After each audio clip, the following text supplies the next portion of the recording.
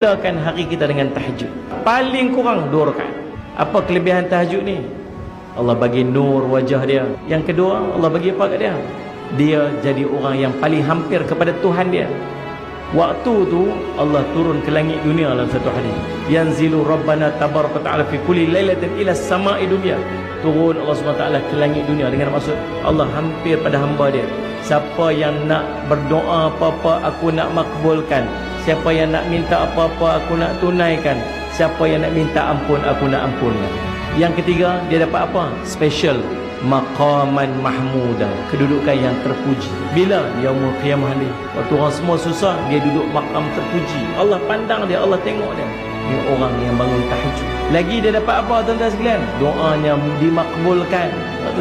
Lagi dia dapat apa lagi, tuan-tuan? Kubur cerah.